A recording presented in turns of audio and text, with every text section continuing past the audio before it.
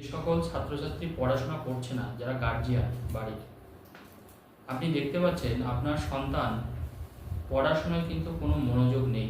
আজকে একটা বিশেষ গুপ্ত উপায় আমি বলে দেবো আপনাদের, যেটা করলে তার কিন্তু পড়াশোনায় মনোনিবেশ আবার ফিরে আসবে। বর্তমানে দেখুন আমরা এমনভাবে চলছি এবং আমাদের পারিপার্শ্বিক পরিবেশটাও তেমনই অনেকটাই ওরকমই হয়ে গেছে। কারণ দেখুন এখন এই স্মার্টফোন আসার ফলে, বড় ফোন আসার ফলে মানুষ কিন্তু বেশিরভাগ ছাত্রছাত্রী ফোনের পিছনে যতটা সময় দিচ্ছে, তার অর্ধেক সময়টাও তারা কিন্তু পড়াশোনার বিষয় দেয় না। এবং সব থেকে বড় বিষয়টা হলো তারা মা বাবার সাথেও কিন্তু সম্পর্ক সেই অর্থে মধুর নেই। আপনি হয়তো কোনো কিছু বলছেন, আপনার সন্তান শুনছেই না। দেখুন এর পিছনে যেমন একাধারে গ্রহগত কারণও দায়ী, ঠিক অনুরূপভাবে জানবেন আমাদের পরিবেশ পরিস্থিতিটাও কিন্তু অনেকটা দায়ী, কিছু করার নেই।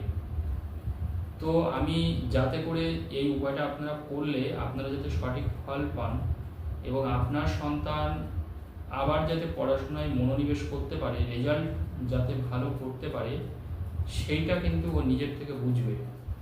এখন দেখবেন যাদের মধ্যে এই চেতনা বোধটা আছে যে আমাকে ভালো করে পড়াশোনা করতে হবে, আমাকে ভালো চাকরি পেতে হবে, এই চিন্তাটা যাদের মধ্যে আছে একমাত্র তারাই কিন্তু জানবেন একটু পড়াশোনা করতে পারছে।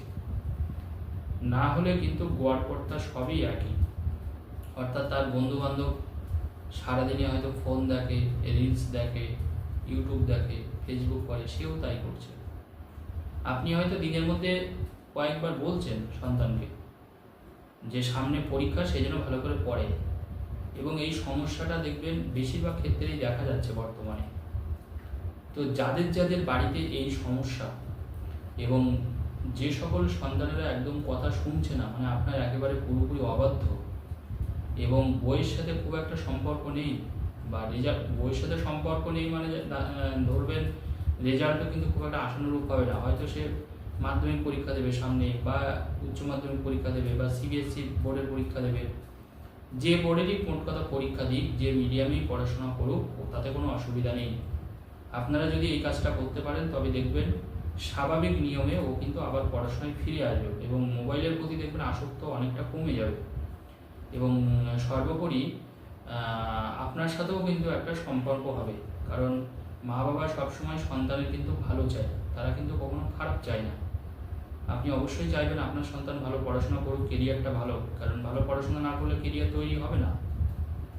তো আপনারা যেটা করবেন সেটা হলো ছেলের নাম করে বা মেয়ের নাম করে, মনে করুন আপনার সন্তান বা ছেলে হোক বা মেয়ে হোক, তার নামটা মনে মনে নেবেন। মনে মনে নেওয়ার পরে আপনি তিনটে লবঙ্গ নেবেন, তিনটে লবঙ্গ নেবেন। নেওয়ার পরে একটা কাগজে আপনি ছেলের নামটা লিখে দেবেন, একটা কাগজে লাল কালি দিয়ে ছেলের নাম লিখবেন। লেখার পরে ওর মধ্যে তিনটে লবঙ্গ নেবেন। আর এটা আপনি একটা কাজ করবেন, আপনি একটা লাল শালুর মধ্যে করবেন, লাল শালু, কিন্তু দেখবেন শালু কাপড় হয়, এটা বাজারে কিনতে পাওয়া যায়, দশবর্ণ দোকানে পাওয়া যায়, যে আপনার বাড়িতে যদি থাকে আপনি সেটাতেও ব্যবহার করতে পারেন, তাতেও কিন্তু কোনো অসুবিধা নেই। লাল শালু কাপড়ের মধ্যে তিনটে লবঙ্গ দিলেন, একটা কাগজে ছেলের নাম লিখে দিলেন। দেওয়ার পরে আপনি ওর মধ্যে আর তিনটে নিম পাতা দিলেন, তিনটে নিম পাতা, দেখুন এমনি নিম পাতা হয় আমাদের, অনেকে খান নিম পাতা, তিনটে নিম পাতা দিলেন।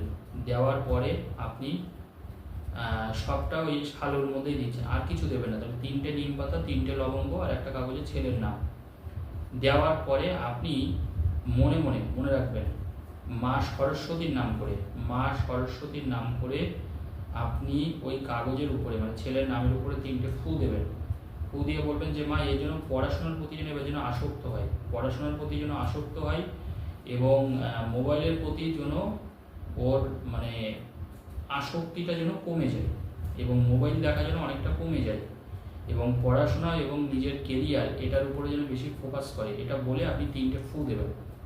তিনটে ফু দিয়ে এবার ওই পুটুলি মতন করবেন, ওই লাল শালুটাকে এবার একটা সুতো দিয়ে আপনি লাল মতন সুতো দিয়ে, লাল কালারের সুতো দিয়ে ওটাকে বাঁধবেন। বাঁধার পরে আপনার সন্তান যে ঘরে ঘুমায়, মনে রাখবেন কিন্তু আপনার সন্তান যে ঘরে ঘুমায় সেই ঘরে আপনি এটাকে 3 দিন রেখে দেবেন। 3 দিন বা মনে করুন ওর যদি আলাদা কোনো ঘর থাকে, যে ঘরে ও পড়াশোনা করে, মানে পড়াশোনা করছে সেই ঘরে, সেখানেও আপনি এটা 3 দিন রেখে দেবেন। মানে ঘরেও রাখতে পারেন, অথবা এর অল্টারনেটিভ হিসাবে ওর যদি কোনো আলাদা ড্রয়িং রুম থাকে বা যেটা পড়াশোনা করে সেই ঘরেও আপনি কোথাও একটা লুকিয়ে রাখতে পারেন, কোনো অসুবিধা নেই। সেখানে আপনি 3 দিন লুকিয়ে রাখলেন, এটা রাখার পরে আপনি 3 দিন পরে জলে ফেলে দেবেন, এটা আর কিচ্ছু করতে হবে না আপনার। এর ফলে কি কি সুবিধা আপনি পাবেন? এর ফলে দেখবেন ইনস্ট্যান্ট যে উপকারটা আপনি পাবেন সেটা হলো পড়াশোনার প্রতি দেখবেন ওর আগ্রহটা ফিরবে, রুচিটা আসবে। দেখবেন মানুষের জ্বর বা সর্দি কাশি হলে দেখবেন খাবারের প্রতি দেখবেন রুচি চলে যায়। তো আমাদের কিছু কিছু কাজ করতে হয় যে কাজগুলো রুচি আসে, খাবারটা যাতে আমরা পরবর্তীকালে আবার খেতে পারি। ঠিক তেমনিভাবে মানে যারা প্রচণ্ড মোবাইলে আসক্ত এবং পড়াশোনা একদম করতে চায় না, কিছুটা বখাটে ছেলের মতন হয়ে গেছে, ছেলে মেয়ের মতন হয়ে গেছে, তো সেই ক্ষেত্রে আপনারা এটা করুন, ইনস্ট্যান্ট ফল পাবেন।